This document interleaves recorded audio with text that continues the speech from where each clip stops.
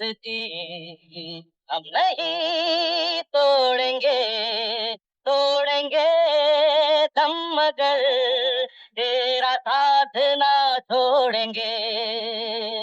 ये दोस्ती हम नहीं तोड़ेंगे, तोड़ेंगे दम मगर तेरा साथ ना छोड़ेंगे। और आज की सबसे बड़ी खबर, बांग्लादेश में तलबा के एहतजाज ने वज़ीर आज़म शेख हसीना वाजिद को मुस्ताफ़ी होने पर मजबूर कर दिया। हसीना वाजिद मुस्ताफ़ी होकर हेलीकॉप्टर में भारत रवाना। मुजाहिरीन प्राइम मिनिस्टर हाउस में दाखिल। ढाका की सड़कों पर तलबा का इस वक्त जश्न जारी है। मनाजिर भी आपको स्क्रीन पर दिखाएंगे। शेख हसीना वाजिद के खिलाफ नारेबाजी का सिलसिला भी जारी है। बांग्लादेश के आर्मी चीफ ने खिताब किया और कौम को एतमाद में लिया। बांग्लादेश के आर्मी चीफ ने मुल्क में अबूरी हुकूमत बनाने का ऐलान किया है और कहा है कि शेख हसीना ने इस्तीफा दे दिया, अब अबूरी हुकूमत मुल्क चलाएगी। हम बांग्लादेश में अमन वापस लेंगे। बांग्लादेशी आर्मी चीफ जनरल वक़ारुज़्ज़मान ने कहा कि अबूरी हुकूमत के क़याम के लिए बातचीत जारी है। आवाम फौज पर एतमाद रखें। आवाम से पुरअमन रहने की अपील करता हूँ। मुजाहिरों के दौरान हुई हलाकतों की तहकीकात करेंगे। आवाम पुरतशद्दुद इक़दामात से दूर रहें। सदर से जल्द मुलाकात करूंगा, ये भी कहा बांग्लादेशी आर्मी चीफ ने। और कहा सदर से मुलाकात में अबूरी हुकूमत के क़याम पर बात होगी। मुल्क में कर्फ्यू या इमरजेंसी की कोई ज़रूरत नहीं है। बांग्लादेश में तलबा के एहतजाज ने वज़ीर आज़म शेख हसीना वाजिद को मुस्ताफ़ी होने पर मजबूर कर दिया और उन्होंने इस्तीफ़ा दे दिया। शेख हसीना वाजिद मुस्ताफ़ी होकर हेलीकॉप्टर में भारत रवाना हुई। मुजाहिरीन फतह के नारे लगाते प्राइम मिनिस्टर हाउस में दाखिल हुए। ढाका की सड़कों पर तलबा का जश्न जारी और शुक्राने के सजदे और नवाफिल अदा किए जा रहे हैं। बांग्लादेशी फ़ौज ने हसीना वाजिद को मुस्ताफ़ी होने के लिए 45 मिनट की डेडलाइन दी थी और शेख हसीना वाजिद ने मुल्क छोड़ने से पहले तकरीर रिकॉर्ड करने की भी कोशिश की, जिसे नाकाम बना दिया गया। बांग्लादेश में कोटा सिस्टम के खिलाफ तलबा की तहरीक में 300 से ज्यादा अफराद हलाक और हजारों जख्मी भी हुए हैं। गुज़श्ता रोज अवामी लीग और इसकी तलबा तंजीम के अरकान ने पुलिस से मिलकर मुजाहिरीन पर गोलियां भी चलाई। बांग्लादेश के आर्मी चीफ का मुल्क में अबूरी हुकूमत बनाने का ऐलान और शेख हसीना ने इस्तीफा दे दिया है। अब अबूरी हुकूमत मुल्क चलाएगी, बांग्लादेशी आर्मी चीफ की जानिब से यह कहा गया है। और मजीद उन्होंने कहा कि अवाम फौज पर एतमाद रखें, अवाम से पुरअमन रहने की अपील करता हूँ। मुजाहिरों के दौरान हुई हलाकतों की तहकीकात भी की जाएगी। अवाम पुरतशद्दुद इक़दामात से दूर रहें और सदर से जल्द मुलाकात भी करूंगा। मजीद उनकी जानिब से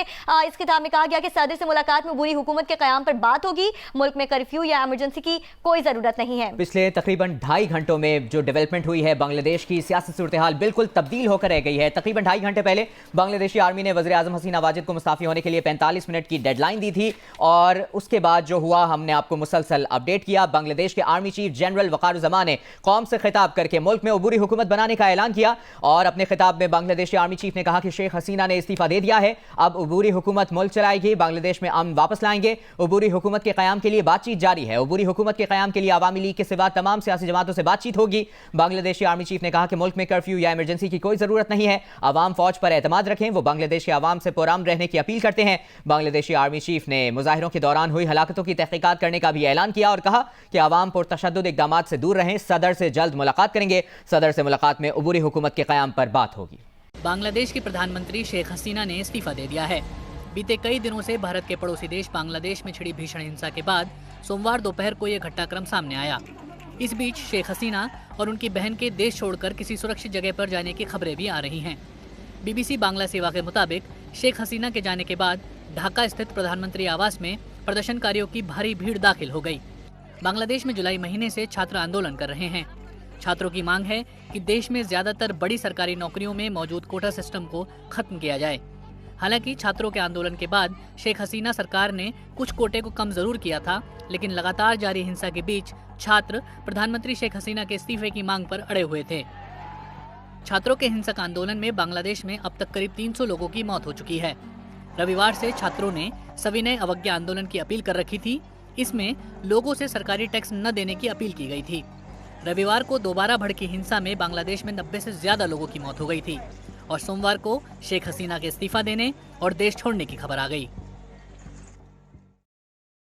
करने के लिए ब्रिगेडियर रिटायर्ड हारिस नवाज साहब हमारे साथ मौजूद है। हारिस साहब, बहुत शुक्रिया आपके कीमती वक्त का। सर, जो तब्दीली इस वक्त हम बांग्लादेश में आती हुई देख रहे हैं उसमें मार्शल लॉ के नफाज की बजाय अबूरी हुकूमत का फैसला किया गया है। किस तरह से लग रहा है इस अबूरी हुकूमत के फैसले को?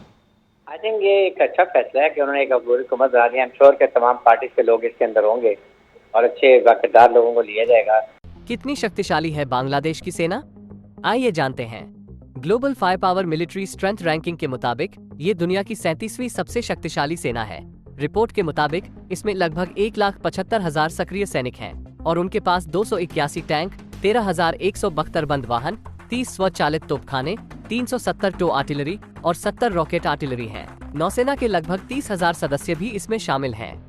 दक्षिण एशिया में भारत और पाकिस्तान के बाद तीसरे स्थान पर है और यह सालाना $3.8 बिलियन खर्च करता है। Global fire power military strength की नवीनतम रैंकिंग के अनुसार दक्षिण एशिया में बांग्लादेश की सेना तीसरी सबसे शक्तिशाली है।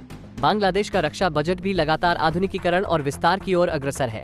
संयुक्त राष्ट्र शांति मिशनों में बांग्लादेश की सेना का महत्वपूर्ण योगदान है, जिससे उसने दुनिया भर में 7,000 से अधिक कर्मियों को तैनात किया है। बांग्लादेश के chief of army staff general waker उस जमान हैं।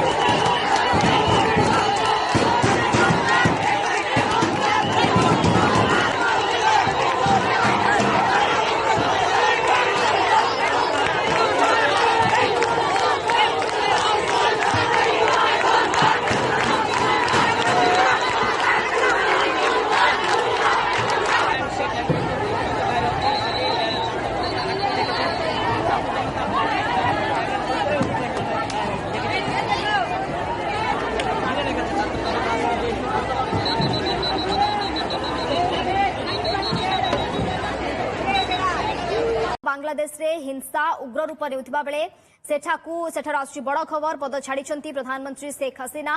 विदेशी मीडिया रिपोर्ट अनुसार बांग्लादेश रे छात्र अशांति बढ़िबा परे पद छाड़ी शेख हसीना। केवल सेतिक नुहे से ढाका छाड़ी कोनोसी एक सुरक्षित स्थान को चली जाइथिबा खबर मध्य विदेशी मीडिया रे खबर प्रकाश पाइछि। एपरिकि से भारत रे शरण नेबा को आसुथिबा खबर मध्य जणा पडुछि। तेबे विवादीय कोटा प्रसंग रे मासे हेला बांग्लादेश रे छात्र आंदोलन तीव्र रूप धारण करिछि। बांग्लादेश प्रधानमंत्री पदरु Sheikh Hasina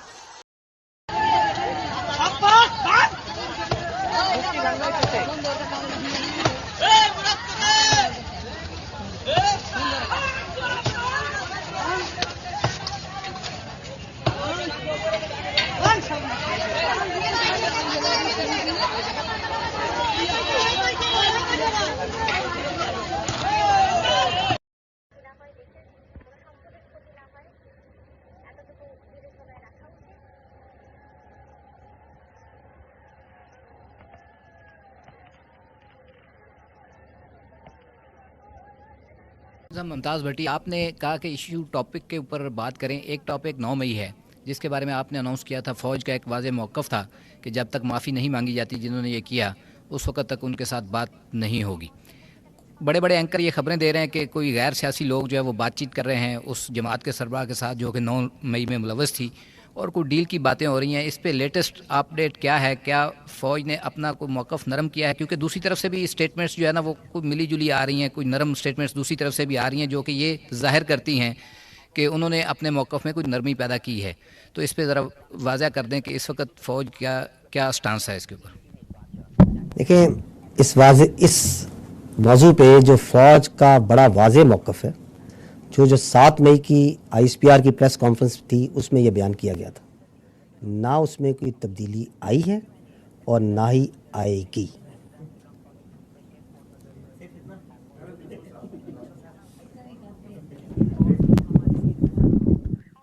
Ahmad Mansoor, special correspondent 24 news.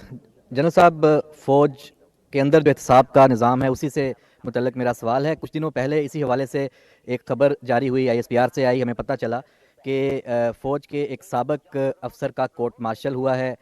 जो फ़ौजी एहलकार हैं उन्हें बगावत पर उकसाने के हवाले से उसे जो सज़ा दी गई है 14 साल बामुशक्क़त कैद की और साथ उसका रैंक भी ज़ब्त हुआ है। तो ये बहुत सख्त एक लेवल है सज़ा का कोर्ट मार्शल होना। इसकी अगर कुछ तफसीलात के